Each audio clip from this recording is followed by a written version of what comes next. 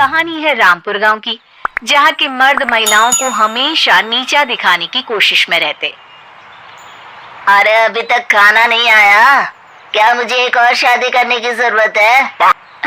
नहीं जी नहीं, ऐसा मत करना, वरना मैं कहाँ जाऊंगी। खाना लेकर मैं अभी आई जी।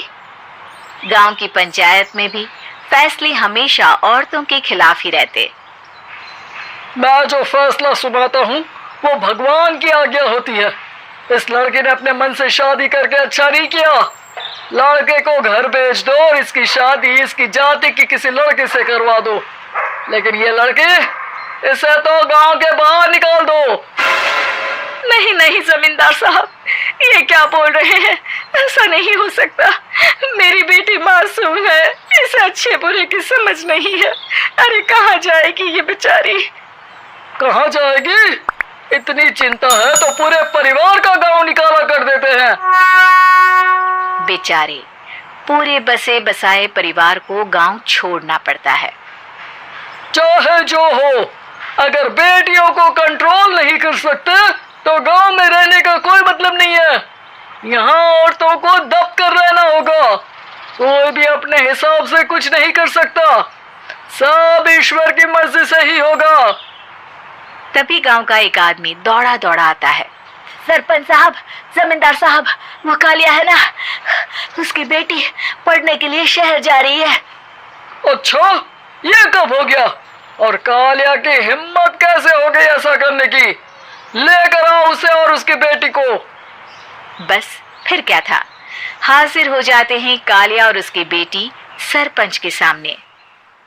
और कालिया, ये क्या सुनने में आ रहा है? बेटे को इंजीनियर बना रहा है तू? और ये बता, गांव में तो स्कूल नहीं है, फिर कहां से इतनी क्लास पास कर गई तेरी बेटी? राधा, जो कि कालिया की बेटी है, उसे लगता है कि सरपंच उसकी तारीफ कर रहे हैं। सरपंच जी, मैंने ऑनलाइन पढ़ाई की है, डिस्टेंस लर्निंग से। सभी में मैंने अच्छे नंबर पाए हैं, जिसे देखते हुए शहर की इंजीनियरिंग कॉलेज में मुझे स्कॉलरशिप मिली है। वाह जी वाह, क्या होती है ये? पहले तो ये बताओ, फिर आगे की बात करते हैं। पूरा गांव राधा की बात सुन रहा था और राधा बोलती जा रही थी।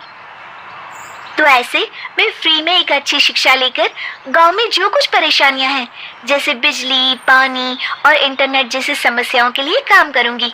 मैं गांव को शहर से जोड़ने के लिए पुल का निर्माण करवाने का प्रस्ताव रखूंगी। मुझे पूरी उम्मीद है कि जल्द ही हमारा गांव भी तरक्की की राह पर चल पड़ेगा। राधा की बात सुनकर सारे गांव वाले ताली बजाने लगते हैं। सरपंच को समझ नहीं आता कि वो क्या करे। चुप रह नादान लड़की, गांव के खिलाफ जाने के लिए तुझे गांव से बेदखल कर दिया जाएगा, वो भी पूरे परिवार के साथ। और हाँ, अगर ठीक से गांव में रहना चाहती है तो ये पढ़ाई लिखाई छोड़ दे। हम तेरे लिए गांव का कोई होनहार लड़का देखेंगे। तभी गांव का एक आदमी बोल पड़ता है।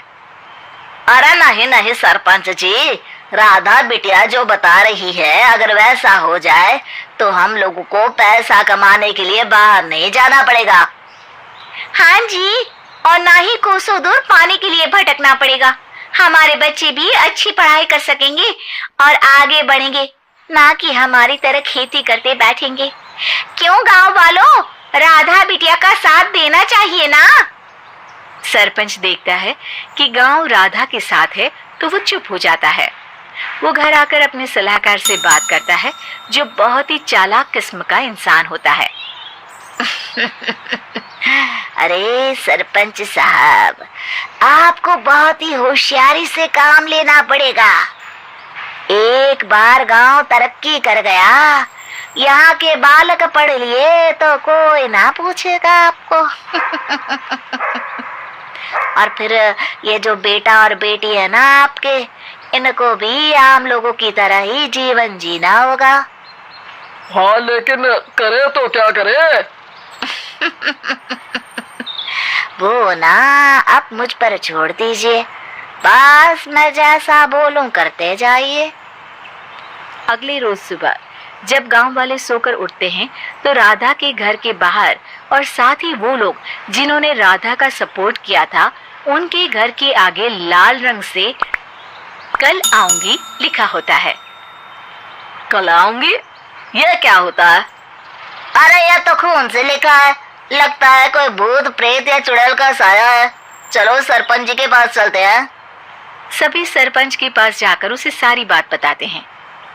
अरे ये तो बड़ी मुश्किल की बात है। चलो मैं एक बाबा को जानता हूँ, उन्हें बुला लेता हूँ। सरपंच बाबा को लेकर गांव के घर के बाहर जाता है। ओहो, तो ये वो चुड़ैल है जो उन लोगों को निशाना बनाते हैं जो गांव को बदलने का सपना देखते हैं। वो गांव को ऐसे ही संपन्न देखना चाहती है, वो नहीं चाहती कि कोई बाहरी यहाँ का कायाकल्प करे। क्या तुम लोगों में से किसी ने गांव को बदलने की सोच रखी है? तभी राधा की माँ रोते रोते आती है। मेरी राधा घर से गायब हो गई है। अरे कोई तो बचाओ, मेरी बच्ची कहाँ गई?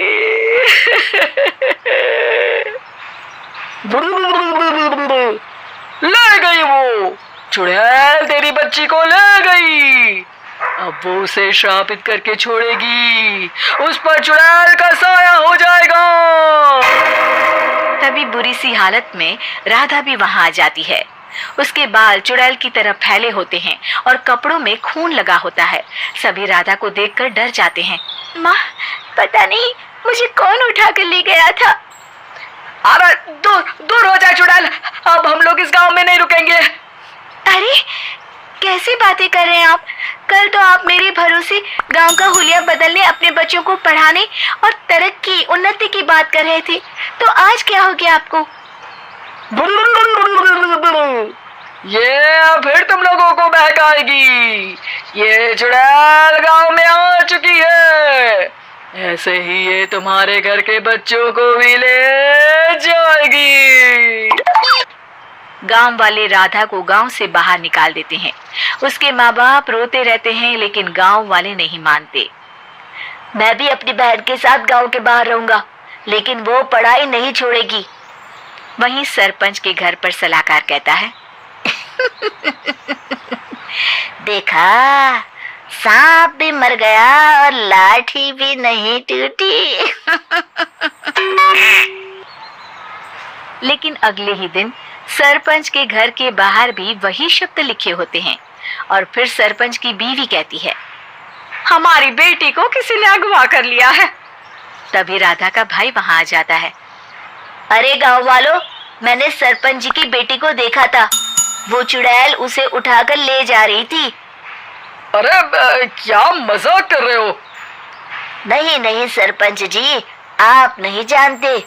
वो चुड़ैल अब आपकी बेटी में आ जाएगी, जैसे राधा के अंदर आ गई थी। तभी सरपंच की बेटी वैसी ही हालत में वहां आती है जैसे राधा आई थी। पापा, पता नहीं कैसे मैं गायब हो गई थी। चुड़ैल, इसके अंदर भी चुड़ैल का साया है, मारो इसे।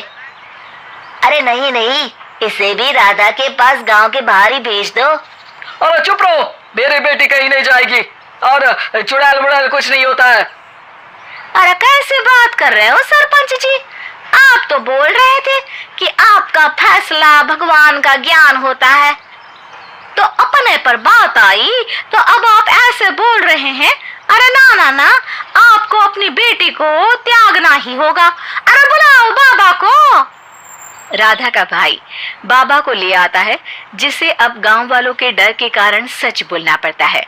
मैं कोई बाबा नहीं हूँ, मैं तो मोची था। ये सलाहकार महोदय ने मुझे कहा था एक्टिंग करने को। वो मुझे पैसे देने वाले हैं। मुझे माफ कर दो। गलती हो गई, मुझे माफ कर दो।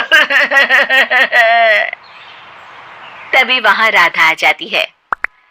देखा सरपंच जी, जब गांव के बच्चे साक्षर होंगे तो आप जैसे लोगों की चालाकी नहीं चलेगी।